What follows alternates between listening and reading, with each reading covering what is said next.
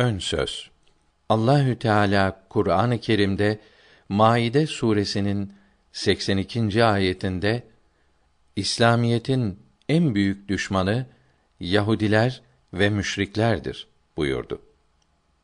İslamiyeti içerden yıkmak için ilk fitneyi çıkaran Yahudi Yemenli Abdullah bin Sebe'dir. Hakiki Müslüman olan ehli sünnete karşı Şii fırkasını kurdu. Her asırda Şii alimi olarak ortaya çıkan Yahudiler bu fırkayı kuvvetlendirdiler.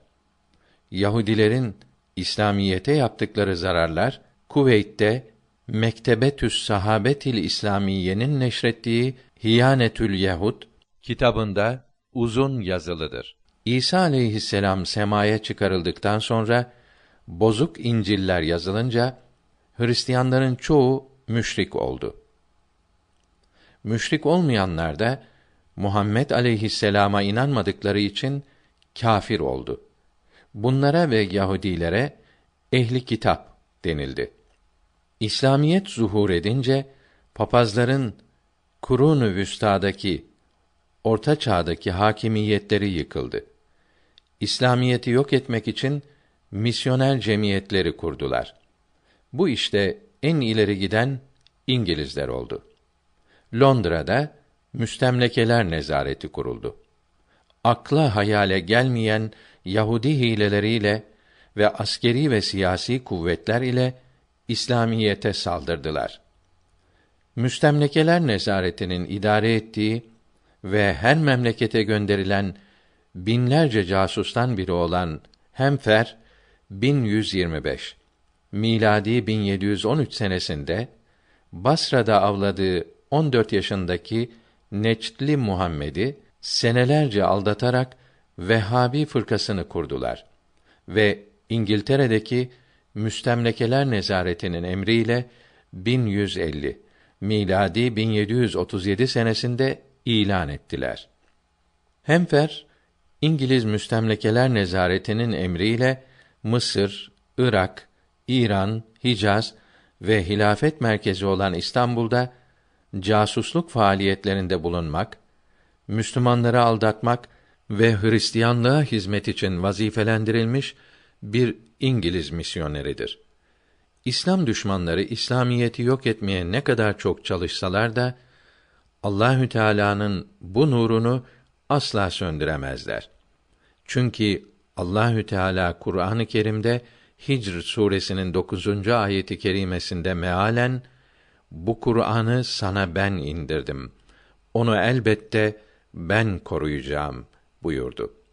Yani kâfirler ona tecavüz edemeyecek, onu tebdil, tahrif edemeyecek, o nuru asla söndüremeyeceklerdir buyurdu.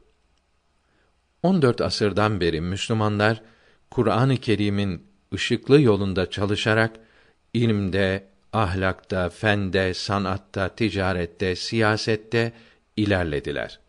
Büyük devletler kurdular. Fransa'daki 1204 miladi 1789 ihtilalinden sonra Avrupa'daki gençler kiliselerin, papazların ahlaksızlıklarını, zulümlerini, soygunlarını, yalanlarını ve Hristiyanlık dininin bozuk olduğunu görerek Hristiyanlıktan ayrılmaya, Müslüman veya dinsiz olmaya başladılar. Hristiyanlıktan uzaklaştıkça fende, teknikte ilerlediler. Çünkü Hristiyanlık dünya için çalışmaya, ilerlemeye mani oluyordu. Bu gençlerin yazdıkları, dinleri kötüleyen kitapları okuyan ve İngilizlerin İslam'a karşı yalanlarına, iftiralarına aldanan bazı Müslümanlar da din cahili oldular. İslamiyetten uzaklaştıkça fende gerilemeye başladılar. Çünkü İslamiyet dünya işlerinde de çalışmayı, ilerlemeyi emretmektedir.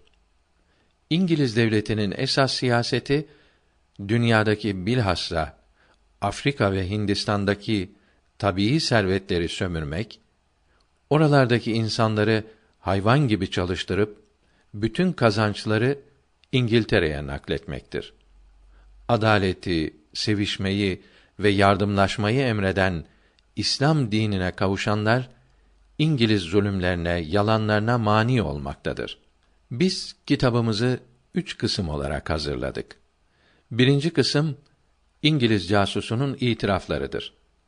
Bu kısımda İngilizlerin İslamiyeti imha, yok etmek için hazırladıkları adi, alçak planları, yalanları bildirilmektedir. Bu kısımda 7 fasıl vardır. İkinci kısımda İngilizlerin planlarını Müslüman memleketlerinde sinsice tatbik ettikleri, devlet adamlarını aldattıkları, Müslümanlara akla hayale gelmeyen işkenceler yaptıkları ve Hint ve Osmanlı İslam devletlerini yok ettikleri bildirilmektedir. Kitabımızın bu kısmı Vehhabilerin tuzaklarına düşen zavallı Müslümanların gafletten uyanmalarına sebep olacak ve ehli sünnet alimlerinin yazılarını kuvvetlendirecek vesikalar ile doludur. Üçüncü kısım Hülasatül Kelam'dan tercüme olup hak dinin İslamiyet olduğunu ispat etmektedir. Bugün bütün dünyadaki Müslümanlar 3 fırkaya ayrılmıştır. Birinci fırka Eshab-ı Kiram'ın yolunda olan hakiki Müslümanlardır. Bunlara ehli sünnet ve sünni ve fırkayı naciye, cehennemden kurtulan fırka denir. İkinci fırka Eshab-ı Kiram'a düşman olanlardır. Bunlara Şii ve fırkayı dalle, sapık fırka denir. Üçüncüsü Sünnilere ve Şiilere düşman olanlardır. Bunlara Vehhabi ve Necdi denir. Çünkü bunlar ilk olarak Arabistan'ın Necd şehrinde meydana çıkmıştır. Bunlara fırkayı mel'une de denir. Çünkü bunların Müslümanlara müşrik dedikleri kıyamet ve ahiret ve saadet-i ebediye kitaplarımızda yazılıdır.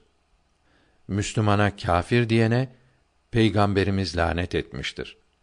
Hangi fırkadan olursa olsun nefsine uyan ve kalbi bozuk olan cehenneme gidecektir. Her mümin nefsini teskiye için yani yaratılışında mevcud olan küfürden ve günahlardan temizlemek için her zaman çok la ilahe illallah ve kalbini tasfiye için yani nefsten ve şeytandan ve kötü arkadaşlardan ve zararlı bozuk kitaplardan gelmiş olan küfürden ve günahlardan kurtarmak için Estağfirullah okumalıdır. Ahkâm-ı İslamiyeye uyanın duaları muhakkak kabul olur. Müslümanları bu 3 fırkaya parçalayan Yahudiler ve İngilizlerdir. Miladi 2003, Hicri şemsi 1382, Hicri kameri 1424.